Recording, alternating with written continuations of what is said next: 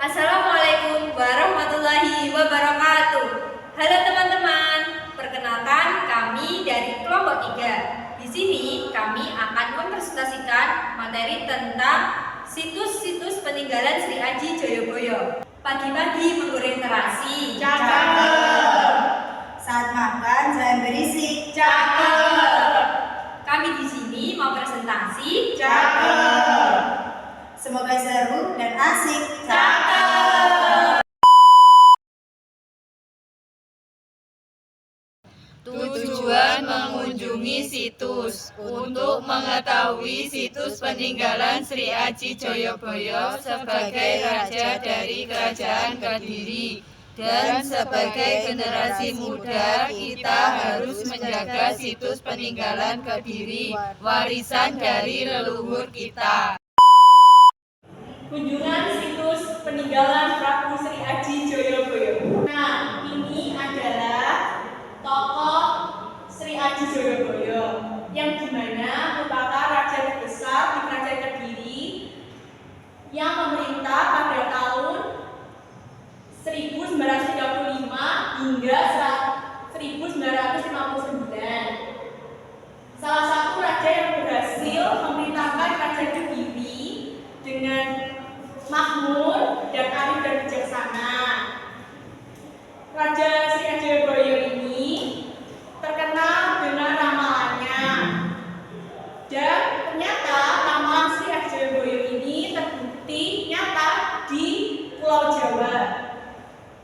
Kata masyarakat sekitar bahwa Raja Sri Aji Joyoboyo merupakan digadang-gadang memiliki sifat yang arif, bijaksana dalam pemerintahannya.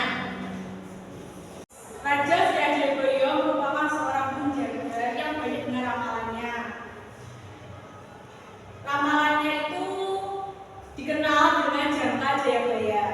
Baik, kita akan mengenal situs peninggalan Sri Aji Joyoboyo. Yang pertama, Sendang Tirta Kamandanu. Sendang Tirta Kamandanu merupakan sebuah sumber mata air peninggalan Prabu Sri Aji Joyoboyo di Desa Pamenang. Pada masa pemerintahan Sri Aji Joyoboyo, Sendang Tirta Kamandanu ini ditemukan oleh Ki Ageng Pleret atau Mbah Pleret pada tahun 1980. Pada zaman dulu namanya bukan Sendang Tirta Kamandanu, melainkan Wolosonyo yang merupakan bebas dari penyakit. Tahun 1986 pada era Soeharto, Sendang Tirta Kamandanu ini dibangun oleh Yayasan di Jakarta, Pondodento, sampai saat ini, tapi belum dilanjutkan. Akan dipresentasikan oleh Mbak Ida. Di Sendang Tirta Kamandanu terdapat 3 gerbang, yaitu 2 gapura bentar sebagai pengapit dan gapura kori akun yang berada di tengah-tengahnya. Di Sendang Tirta Kamandanu juga terdapat petilasan Eyang Sri Gati Gading atau disebut sebagai Ageng Dinasih. Eyang Sri Gati ini merupakan daya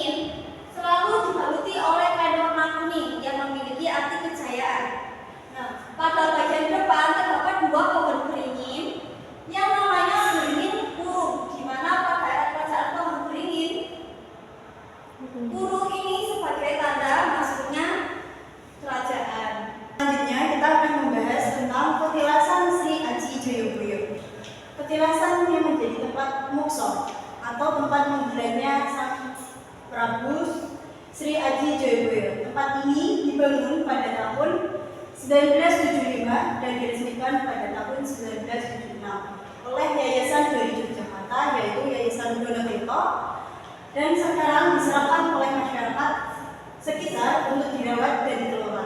Petilasan Sri Aji Joyoboyo diyakini sebagai tempat suci dan sakral. Pada tempat ini juga terdapat 3 tempat yang berbeda dan tidak boleh diinjak atau dimasuki oleh orang yang tidak memiliki niat baik dan tujuan yang jelas, dikarenakan tempat ini diyakini tempat suci. Nah ini 3 tempat peninggalan dari Sri Aji Joyoboyo. 1. Lokamungso, yaitu tempat menggelarnya Sang Prabu Sri Aji Joyoboyo beserta jasadnya untuk menghadap Sang Pencipta atau Sang Hyang Widi. Di Lokamungso terdapat batu gelar, yaitu batu yang melambangkan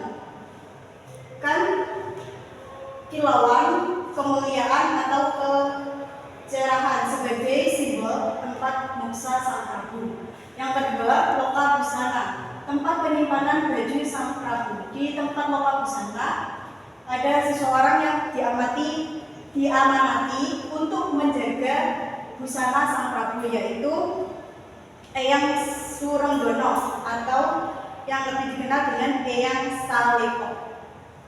Materi selanjutnya akan disampaikan oleh Mbak Uni. Yang ketiga yaitu Loka Mahkota, tempat menyimpannya mahkota Sri Aji Joyoboyo. Di Loka Mahkota ini ada seseorang yang diamanati untuk menjaga Loka Mahkota tersebut, yaitu Eyang Numanira. Yang selanjutnya yaitu ritual atau upacara yang diselenggarakan di Petilasan Sri Aji Joyoboyo dan Senggoten Kabupaten. Ritual upacara adat ini dilaksanakan setiap 1 tahun sekali, yaitu pada 1 Suro.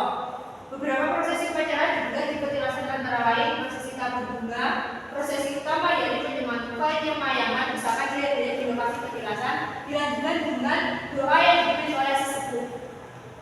Segala prosesi ritual yang ini disediakan di Kamandanu.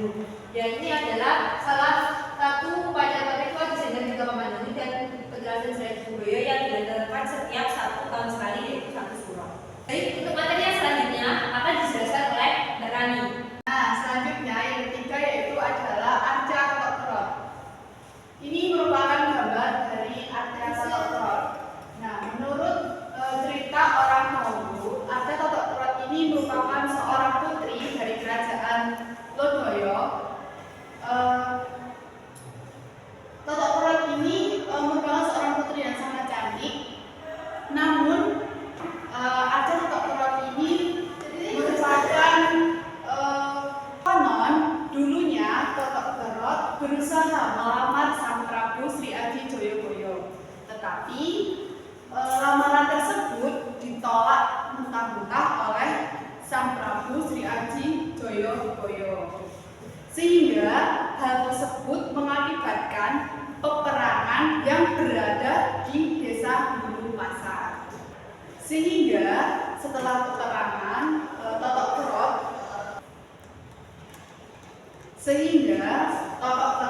disabda oleh Sang Prabu Sri Aji Joyoboyo menjadi Arca Totok Kerot, dan sekarang arca tersebut berada di Desa Hulu Pasar. Hingga kini masyarakat sekitar percaya bahwa Arca Totok Kerot ini merupakan benda hidup. Menurut cerita, Arca Totok Kerot ini sering mendatangi orang secara langsung atau dalam mimpi yang menjelma menjadi putri cantik dengan penampilan khas putri kerajaan. Nah, kenapa di gambar ini Totok Kerot itu tangan sebelah kirinya itu patah atau tidak ada? Karena dulunya saat ditemukannya arca Totok Kerot ini berada di bawah. Nah, masyarakat sekitar ingin menaikkan arca Totok Kerot ini ke atas atau ingin dipindahkan ke alun-alun kota Kediri. Nah, hal tersebut berhasil dilakukan, namun dalam semalam arca ini kembali lagi ke tempat semula, yaitu berada di desa Hulu Pasar. Masyarakat sekitar dan orang-orang yang memindahkan arca ini awalnya tuh merasa kaget atau terkejut. Lalu mereka berusaha untuk menaikkan kembali dengan menggunakan alat berat. Namun hal itu malah membuat tangan Totok Kerot menjadi patah dan juga membuat arca ini malah menurun ke bawah. Nah, arca Totok Kerot ini berhasil dinaikkan, tetapi tetap ditaruh di tempat semula. Namun tangan yang patah ini dibawa ke Museum Erlangga yang berada di Klotok. Nah, itu sejarah singkat dari arca Totok Kerot, Sendang Tirta Mandayu, dan petilasan Sri Aji Joyoboyo. Sekian video presentasi dari kelompok kami, semoga bermanfaat. Wassalamualaikum warahmatullahi wabarakatuh. Siapa kita? PGRI.